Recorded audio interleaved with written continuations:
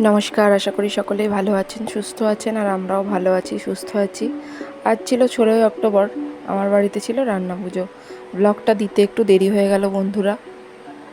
তোমাদের অনেকের বাড়িতেই নিশ্চয়ই রয়েছে রান্না পুজো।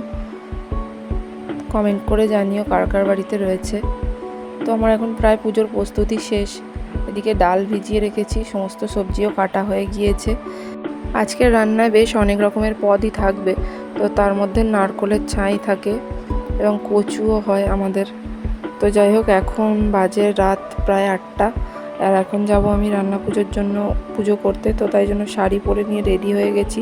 তাই ভাবলাম তোমাদের সাথে একবার দেখা করে নিই। আমাদের বাড়িতে হয় আঁশ রান্না।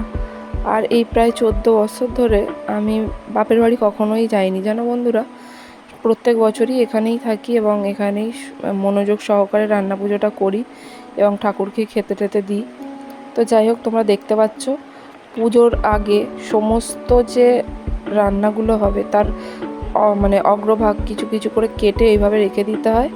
সেটা উনুনের উপরে দিয়ে তারপর উনুন জ্বালতে হয়। যেহেতু আমাদের উনুন নেই, দেখছো আমার মাটির হাঁড়িও নেই, আমি পিতলের হাঁড়ি করে রান্না করি। আর সরাটা কিনে নিয়েছি শুধু মাটির। তো যাই হোক, উনুনের মধ্যে দিতে হয়, উনুন নেই তাই গ্যাসেই রান্না হবে। আর 2 বছর হলো উনুনটা আমার আর নষ্ট হয়ে গিয়েছে, সেজন্য উনুনে রান্না করা সম্ভব হয় না। তো তোমরা দেখতেই পাচ্ছ এখানে চালটাও কাটা রয়েছে, সমস্ত জিনিস রেডি করা আছে, দুধ পায়েস হবে সেই জন্য। আর কচু তো আগেই দেখিয়েছি। ভাতটাও বসিয়ে দিয়েছি, 2 হাঁড়ি ভাত বসিয়ে দিয়েছি দুদিকে। আর এই যে নিয়মটা বলছিলাম তোমাদেরকে, এই যে গ্যাসের উপরে দিয়ে দেখতে পাচ্ছ, তারপর সরিয়ে নিয়েছি। এটা উনান হলে কি হয়, উনানের মধ্যে দিয়ে একবারে ওটা পুড়ে যায়, ওটা ব্রহ্মাকে নিবেদন করা হয়। কিন্তু এই ক্ষেত্রে তো সেটা সম্ভব নয় গ্যাসের মধ্যে, সেজন্য সামান্য গ্যাস জ্বালিয়ে আবার ফের তুলে রাখা হয়। এদিকে আমার 1 হাঁড়ি ভাত, 2 হাঁড়ি ভাত পুরো কমপ্লিট। এদিকে বসিয়ে দিয়েছি কচু, কারণ কচুটা একটু সিদ্ধ করে না রাখলে আমার পরে অসুবিধা হবে। আর এদিকে ডাল ধুয়ে রেডি করে রেখেছি, প্রেশারে একটু সিদ্ধ করে নেব, কারণ তারপর ডালটা আবার চচ্চড়ি মতন করতে হবে। আর এদিকে প্রেসার কুকারে বসিয়ে দিয়েছি ডাল। কচুটা ততক্ষণ। আমার বাপের বাড়িতে রয়েছে নিরামিষ রান্না, ওদের আবার শুধু পিঠেই হয়। অর্থাৎ যে যে রান্নাগুলো আমার বাড়িতে হয় সমস্ত কিছুই হয়, তার সঙ্গে পিঠে, তেলের পিঠে করা হয়। আর আমাদের বাড়িতে যেহেতু আঁশ, তাই মাছের পদ রান্না করতেই হয় ঠাকুরের ভোগ নিবেদন করার জন্য। আর এখন আমি পায়েসটা বসিয়ে দেবো, তো তার জন্য হাঁড়িটা একটু সামান্য গরম করে, ঘি গরম করে নিয়ে চালটা একটু নেড়ে চেড়ে নিলাম। ও তার মধ্যে এবারে দুধ ঢেলে দেবো, দিয়ে বেশ বেশিক্ষণ ফুটিয়ে পায়েসটা রান্না করে নেব। আর এদিকে একদিকে বসিয়ে দিচ্ছি ভাজা, তার কারণ অলরেডি অনেকটাই রাত হয়ে গিয়েছে। আর 2 লিটার দুধ আমার লাগবে। আমি প্রায় 250 গ্রাম চাল নিয়েছি, দুধটা আর একটু বেশি হলেই ভালো হতো, কিন্তু যাই হোক যতটা পাওয়া গিয়েছে। আজকের দিনে দুধটাও তাড়াতাড়ি দোকানে শেষ হয়ে যায় জানেন। এদিকে কাজু কিশমিশ ভিজিয়ে রেখে দিয়েছি আগে থেকেই। আর আমার ছেলে, আমার ননদের ছেলে, এরা দুজনে এখন লুডো খেলতে ব্যস্ত। 2 ভাই কি করবে, সারা রাত নাকি ওদের জাগার প্ল্যান। এত দুষ্টুমি করছে, তাই জন্য লুডো দিয়ে ওদেরকে বসিয়ে রাখা হয়েছে। আর একজন এসেও যোগ দিচ্ছে আবার, তাকে তো কেউ নিতে চায় না। চলুন, ওরা খেলছে খেলুক, আমি আমার রান্নাটা করি। এদিকে পটল ভাজাটাই প্রথমে বসিয়েছি। আসলে কি হয়, ভাজা তেলের মধ্যে পটলটা দিলে কালো হয়ে যায়, তাই জন্য প্রথমেই পটলটা বসানো। আর এদিকে দুধ ফুটে গিয়েছে, চালটাও তাই ফুটছে। গোবিন্দভোগ চালের পায়েস বানাচ্ছি। প্রত্যেকেই আজকের দিনে গোবিন্দভোগ চালেরই পায়েস বানান। তো সে যাই হোক, আমার কর্তামশাইকে অনেক কষ্ট করে পেয়েছি, বললাম একটু ক্যামেরাটা ধরো, আমি একটু পায়েসটা রান্না করি। খুব অসুবিধা হয় এক হাতে রান্না করতে গিয়ে আর এক হাতে ক্যামেরা ধরতে গিয়ে, তো সেই কারণেই বলা। আর এখন দিয়ে দিচ্ছি বেশ খানিকটা বাতাসা। এই পায়েসের মধ্যে বাতাসা দিলে না এর টেস্টটা বেশ খুব সুন্দর হয়। আমার তো খুব ভালো লাগে বন্ধুরা। এই রান্না পুজোর রান্না করতে কিন্তু আমার ভীষণই ভালো লাগে। তো সে যাই হোক, ছোটোবেলায় মা জেঠিমারা সমস্ত রান্নাবান্না করতেন, আর আমিও রাত জেগে অনেকক্ষণ অবধি অপেক্ষা করতাম, বেশ ভালোই লাগতো। এখন তো নিজেকেই সমস্ত কিছু করতে হয়। আমার বাপের বাড়িতে না মনসার ভাষণ বলে একটি বই আছে। তো সেই বইটা কি হয়, ভাদ্র মাসের শুরু থেকে শেষ অবধি পাঠ করতে হয়, মানে প্রত্যেক দিন একটি করে অধ্যায় পড়া হয়। তো ছোটোবেলায় বাবার সাথে পড়তাম, ভীষণ ভালো লাগতো। এগুলো সেই ছন্দ মিলিয়ে মিলিয়ে পড়া যেগুলোকে বলে। তো চাঁদ সওদাগরকে নিয়ে যে ঘটনাটা সকলেই হয়তো জানেন। লক্ষিন্দর আর বেহুলার ঘটনা কে না জানে না। তো সেই ঘটনারই একটা অংশ এই মনসার ভাষণ বইটাতে পাঠ করা হয়।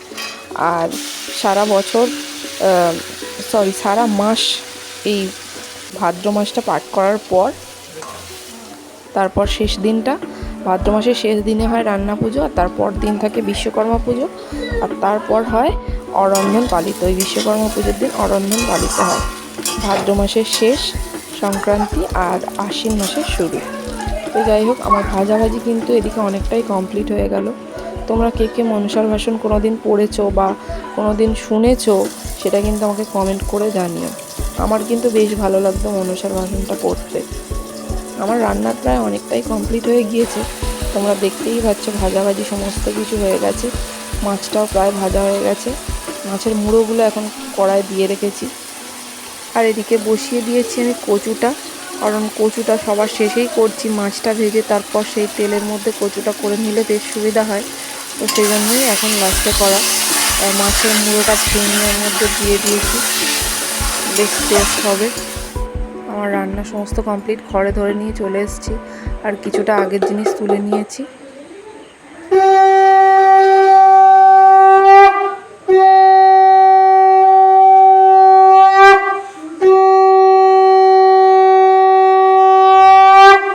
ও হ্যাঁ, যে কথাটা আপনাদেরকে একেবারেই বলা হয়নি, রান্না শুরু এবং শেষে এইভাবে শাঁখ বাজিয়ে গঙ্গা জল ছড়া দিয়ে তারপর রান্না শেষ করতে হয়। এটা প্রথমে এবং শেষে দুবারই করতে হয়। তো যাই হোক, খাওয়া দাওয়া কমপ্লিট করে আমরা রাত্রে তো শুয়ে পড়েছিলাম। আর এখন সকাল সকাল উঠে দেখি আমার কর্তামশাই প্রায় বাসন কোসন মেজে রেডি করে ফেলেছে। আর এখন আমার ঠাকুরকে খেতে দেওয়ার পালা। তো খেতে দেওয়ার জন্য সমস্ত কলা পাতা করেই দেওয়া হয়। বেশিরভাগ বাড়িতেই কলা পাতায় করে দেয়, অনেকেই আবার দেয় হচ্ছে আপনার কাঁসার থালা গ্লাসে করে। তো আমি কলা পাতা করেই দিই। কলা পাতার অগ্রভাগ অর্থাৎ আঁশ কলা পাতাটাকে কেটে নিয়ে তার মধ্যে ঠাকুরকে ভাত দেওয়া হয়।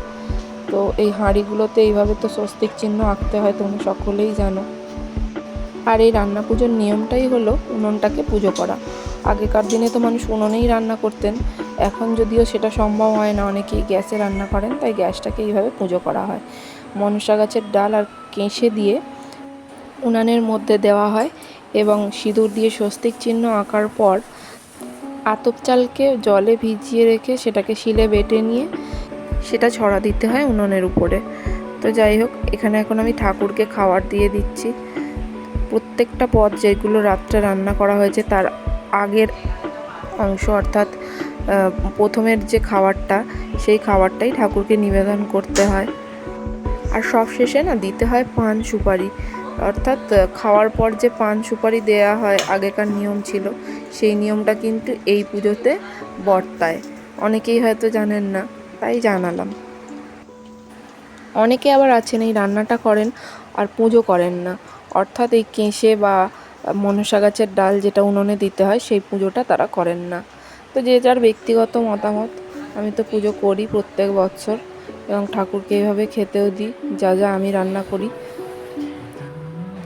অনেক সময় মনে পড়ে আবার ছোটোবেলার কথা, বাবার সাথে যেতাম বাবার কোম্পানিতে। যেহেতু আজকের দিনটা বিশ্বকর্মা পুজো থাকে, তাই ওখানে বেশ খাওয়া দাওয়ার আয়োজন থাকতো। আজকের দিনে প্রায় প্রত্যেকটি কোম্পানিতেই পূজা হয় এবং খাওয়া দাওয়ার একটা ব্যাপার থাকে। তো এখনকার তো আর সেরকম দিন নেই আমাদের, এখন বাড়িতেই থাকতে হয় প্রায় বেশিরভাগ সময়টা। আর ঠাকুরকে খেতে দেওয়ার পর দেখুন আমি সেই চাল ভিজিয়ে গুঁড়ো করে নিয়েছি। আর এবার এটাই এখন ছড়া দিয়ে দেব সমস্ত খাবারের উপর আর উনানের উপর। জানি না এর কী নিয়ম, কেন করা হয়। তো সে যাই হোক, আগেকার দিনে রান্না পুজো মানে ছিল আমাদের কাছে দারুণ আনন্দের একটা দিন, জানেন। মানে এই অরন্ধনের দিন আমরা এর বাড়ি ওর বাড়ি খেতে যেতাম। তখন তো অনেক ছোট ছিলাম, তাই চলে যেতাম, বিয়েও হয়নি। কিন্তু এখন আর সেগুলো সম্ভব হয় না, বাড়িতেই প্রায় থাকি, সময় কেটে যায়। খুব জোর হলে পাশের বাড়িটা হয়তো যাই কখনো, তা না হলে বাড়িতেই প্রায় থাকা হয়। আর বাপের বাড়িও যাওয়া হয় না, জানেন। যে বছর থেকে বিয়ে হয়েছে তখন থেকে আমি শ্বশুর বাড়িতেই রান্না পুজো করি, বাপের বাড়ি একটা বছরও আমার যাওয়া হয়নি। আমাদের যতগুলো গাড়ি ছিল সবগুলোতে একটু করে সিঁদুর ছুঁয়ে দিলাম। ওদিকে ছিল আমার গাড়িটা, এটা ওর বাবার, আর এটা ছেলের সাইকেল, যদিও ওর ছেলে চড়ে না এখন, ওর বাবাই চড়ে। তো সেটাকেই পরিষ্কার করে ধুয়ে দিয়েছে ওর বাবা, একটু পুজো করে দিলাম।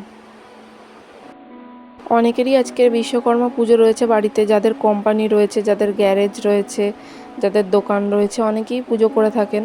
তাদের দিনটা হয়তো অন্যরকমভাবেই কাটে। আর এখন বাজে প্রায় বেলা 11টা, এখন ইনি ঘুম থেকে উঠলেন।